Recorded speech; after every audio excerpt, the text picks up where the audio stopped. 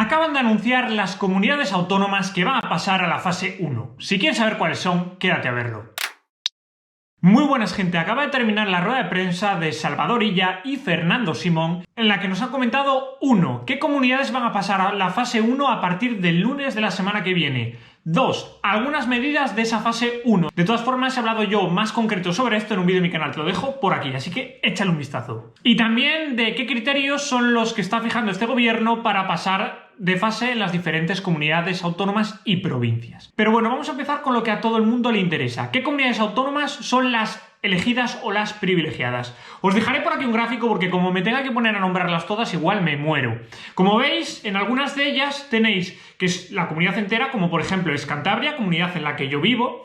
Y luego en otras, como por ejemplo Castilla y León, tiene como cuadraditos. Esos cuadraditos vienen divididos por comarcas, es decir, va a haber en algunas comarcas o regiones de dentro de esa provincia en las que sí se va a poder pasar la fase 1 y en otras en las que no. Como vemos, hay otras comunidades, como por ejemplo la Comunidad de Madrid, en la que directamente se sigue en la fase 0. Y muchos diréis, ¿y por qué narices Madrid va a seguir en la fase 0? Bueno, vamos a prestar un poco de atención a los criterios que está marcando este comité de expertos que nadie sabe realmente quién lo forma. Básicamente estos criterios son el número de camas de cuidados intensivos para los casos agudos o medios, por así decirlo, y el número de camas disponibles para posibles casos críticos que haya del coronavirus. Estos son los dos principales criterios que el gobierno está teniendo en cuenta a la hora de cambiar de la fase 0 a la fase 1, pero no son los únicos. Una vez que se cumplen estos criterios, que entiendo yo que es para garantizar unos mínimos en el caso de que haya un nuevo brote, se pasan a los siguientes. ¿Y los siguientes cuáles son? Pues son cómo ha evolucionado la transmisión del virus en las últimas semanas, cómo ha sido el número de reproducción. ¿Qué es el número de reproducción? Es básicamente el número de personas a las que si yo, por ejemplo, estuviese contagiado con el coronavirus, transmitiría el virus. ¿Que yo lo transmito a 2? Pues el número de reproducción sería 2. También el número total de casos confirmados y el número de casos sospechosos y cuántos de esos casos sospechosos finalmente derivan en casos reales del coronavirus. Con todo esto, el gobierno elabora una fórmula y más o menos nos dice qué comunidades, provincias o regiones pueden pasar la siguiente fase o no. Hasta aquí ya sabemos qué comunidades o regiones van a pasar la siguiente fase, cuáles son los criterios que sigue este gobierno, pero amigos, ¿cuáles son algunas de esas medidas que el gobierno va a aplicar a partir del lunes para las regiones afortunadas? Como te he dicho al principio, tienes un vídeo en mi canal, que te lo volveré a dejar por aquí arriba, en el que hablo específicamente de la fase 1 y tienes vídeos tanto de la fase 0, la 1, la 2 y la 3. Y antes de nada, te invito a que te suscribas a mi canal porque cada día vas a tener un vídeo, ya sea de noticias, de economía, de política. Por ejemplo, mañana han dicho que se va a publicar una especie de BOE con las medidas más detalladas de la fase 1. Aquí, en mi canal, tendrás un vídeo hablando sobre ellas. Así que si quieres enterarte de todo, por favor, suscríbete. Pero bueno, vamos con las medidas. Básicamente, el teletrabajo sigue vigente. Aquellas personas que puedan seguir teletrabajando, siguen teletrabajando, como es mi caso porque soy informático. Después, se permiten grupos de personas, pero con un máximo de 10 personas por grupo. Y amigos, ¿va a haber franjas horarias? Sí. ¿Por qué? Porque el gobierno dice que para evitar que haya un nuevo brote de coronavirus es necesario que aquellas personas que tengan más riesgo o aquellas personas que pueden contagiar el virus de una forma asintomática pues tengan diferentes franjas de edad y no coincidan. Eso sí, estas franjas de edad cambiarán en base a la meteorología, porque por lo visto varias comunidades autónomas o diversas regiones se han quejado de que claro, los niños y solo pueden salir desde las 12 hasta las 7, son las horas en las que pica el sol, por así decirlo. Entonces, estas franjas horarias se cambiarán un poco. Ahora bien, a mí me da un poco de miedo porque sí, vale, entiendo que si tienes hijos, los niños sacarlos cuando más pica el sol, pues hombre, quizás no es algo bueno, pero claro, también hay que tener en cuenta que hay mucha gente como yo que sigue trabajando y que si nos pones una franja horaria a la hora de trabajo no vamos a poder salir a la calle. Pero bueno, se abrirán bibliotecas, se abrirán terrazas, que esto es algo que muchos queríamos, y actividades al aire libre. Pero ojo, todo esto, si vais con amigos, máximo 10 personas, dentro de unas franjas horarias y en estos sitios que os he comentado, como por ejemplo museos, terrazas de restaurantes, bares, cosas así, con limitación de aforo y solo en las terrazas. Y esta nueva normalidad va a durar 15 días mínimo, es lo que nos han dicho. Dentro de 15 días se volverá a evaluar la situación y algunas comunidades pasarán a la fase 2 y otras no.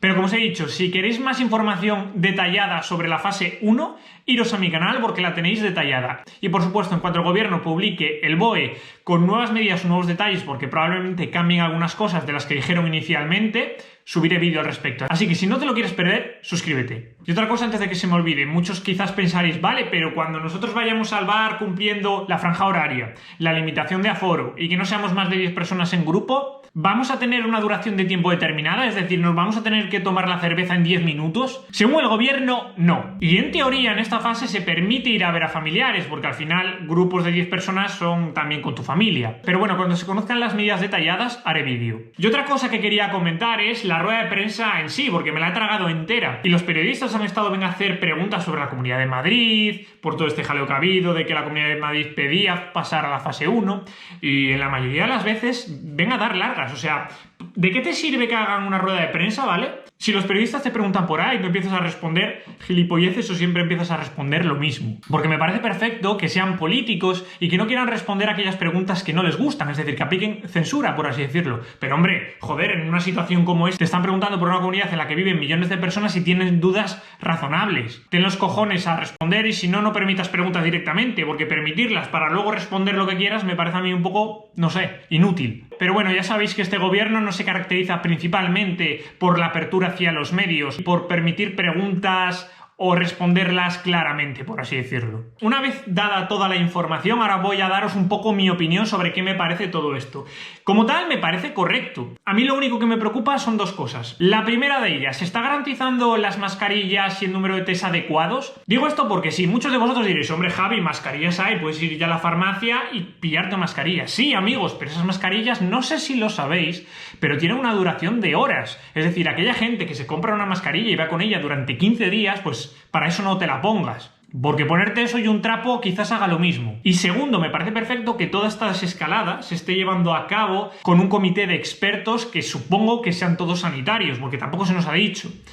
Pero a mí me preocupa que no haya expertos económicos en ese comité. Y me dirás, Javi, ¿qué coño tiene que ver la economía con esta crisis sanitaria? Pues mucho, porque depende cuánto se alarguen las fases en según qué regiones, igual hay que empezar a tomar medidas económicas ya. Lo digo porque el coronavirus mata gente, pero la pobreza también. Y si comunidades como Madrid siguen estando un mes, 2 meses, me lo estoy inventando, o 3 meses en la fase 0, quizás se acabe muriendo gente por la pobreza que va a causar debido a los despidos que va a haber en esa comunidad. Y puede ser que esto que os acabo de decir suene un poco brusco y quizás muchos de vosotros penséis, ya, pero lo primero es la salud. Sí, lo primero es la salud, pero hay que encontrar un equilibrio en todo. Porque si tú sigues aislando a comunidades autónomas como Madrid, que es el corazón, por así decirlo, de España, económicamente hablando, pues la que se va a liar es gorda. Entonces yo tengo miedo de que el gobierno se esté centrando mucho en el tema sanitario y esté dejando de lado el tema económico. Y a mí sinceramente me preocupa porque, como digo, la economía también causa muertos. Y esto es algo que para aquella gente de Argentina que me esté viendo, ojalá me equivoque, pero creo que, por ejemplo, sucederá en Argentina, porque en Argentina están aplicando una cuarentena estricta, como por ejemplo aquí la de España, pero en Argentina la situación económica es muchísimo peor, no tiene capacidad de endeudamiento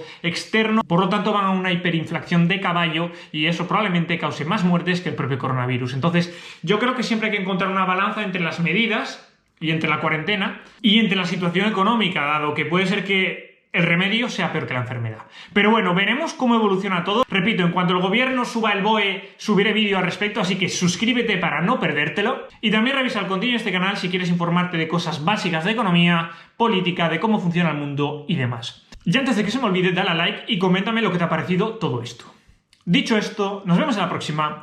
¡Adiós!